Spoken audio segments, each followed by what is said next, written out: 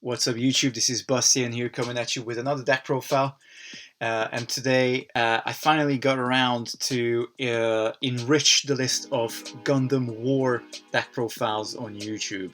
There really hasn't been one for about 10 years, and I'm going to start with a deck that actually is not too difficult to get because it mostly utilizes cards from the one and only starter deck that came out for this game, for the English version of this game.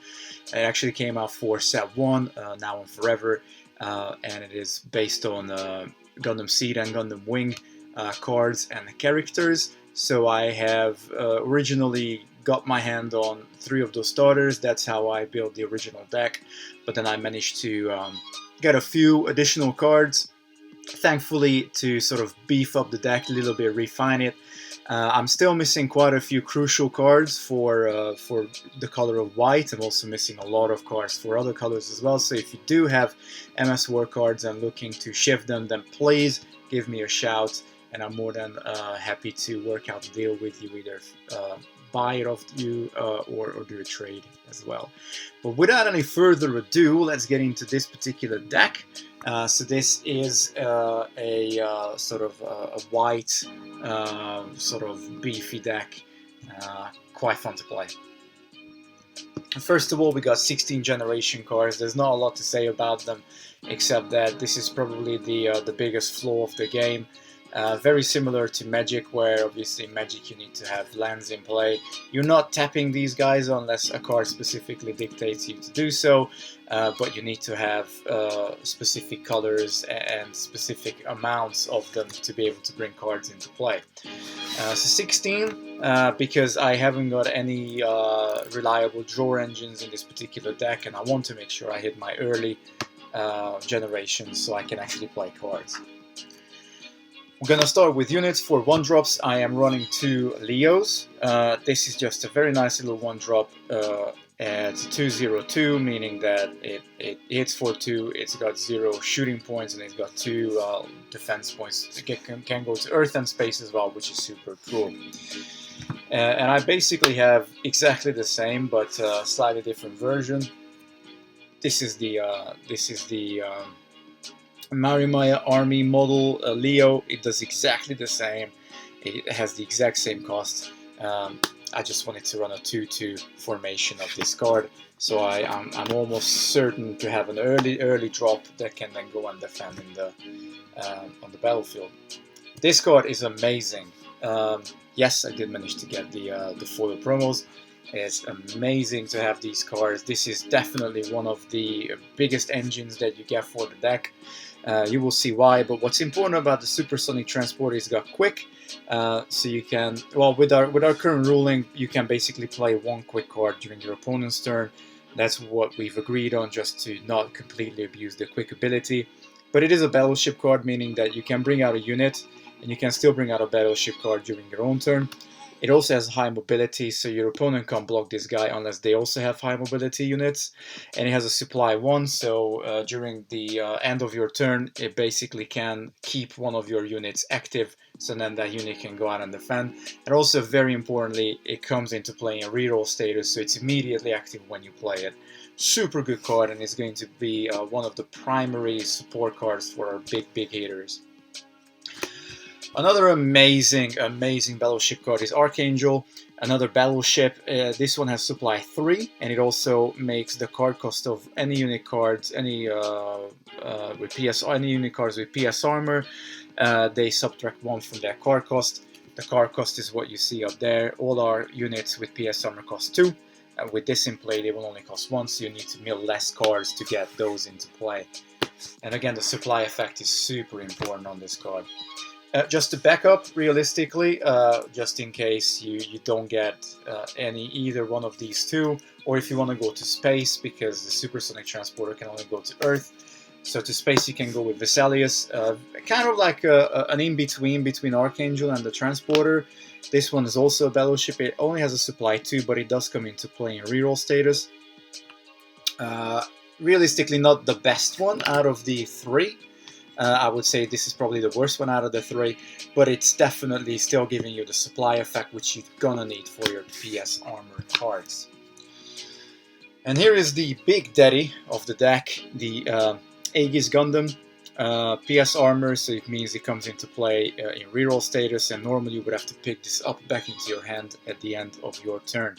However, if you have a card with supply in its team, then if you apply the supply effect, this guy will stay active and in play. Just super great ability with that too. He also has Special Shield 3, which defends it from like wide range weapon up to 3. And it can also transform into the cruising formation, basically making it a 5/4/12 unit with high mobility. So if this is in the same team with the transporter, then you're gonna get him for like 6 damage per turn if they haven't got high mobility to block you with, which is just so good, so good. The other biggie is the Buster Gundam. The reason why I went with this card is because obviously you want some adequate levels of shooting points as well. Obviously you're looking at this guy. This guy's up at the front with a 5, gets a 4 support. Also this guy has wide range weapon 3, so you can shoot out sort of weenies. And the two of them just can get in for some serious amount of damage. And then finally, just a bit of a tech. I've tried a lot of different ones here, but Strike Gundam is the one that I prefer the most. It's a 5/2/5. It again has PS armor, has Special Shield 3, which you find for all these units. But very importantly, the opponent cannot set on a card onto this card. So no cheeky cards that should maybe keep this card tapped or anything like that. A pilot maybe that's causing a harm or anything like that. They just can't mess with Strike Gundam, and that's really good. It's a bit of a tech, but you know, getting you prepared for a lot of different types of decks. And then the last unit is this big beefy boy, Heavy Arms Custom. It is quite a hefty costed card. We don't get the reduction of the Archangel. It is a 3 cost card, which is quite expensive.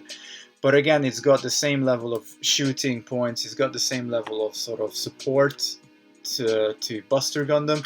And also this guy has this amazing ability where basically you can pay 2 in the resolution step, and you give 2 damage to each of your opponent's units which do not have a set on character card, and either in the same area as this card and also in the station area, so just basically mows down pretty much everybody.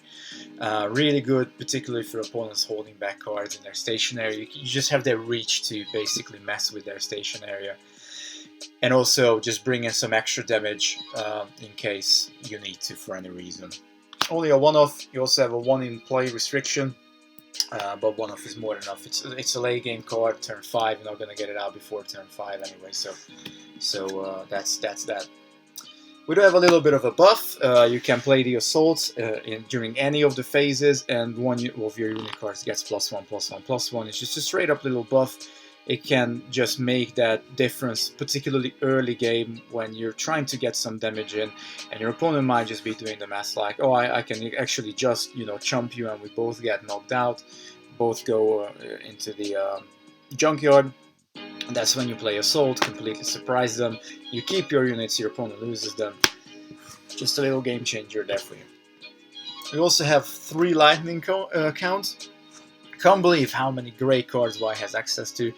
This is a defense step, just basically give 2 damage to one of your opponent's unit cards, which is really good. Obviously, you can use it in your or your opponent's defense step as well. Super good, super flexible. It can be quite devastating again for your opponent if they decide to block, or if they're attacking you. You perhaps take one of their smaller units down before you go to resolution and take no damage, basically, or just to finish off a unit.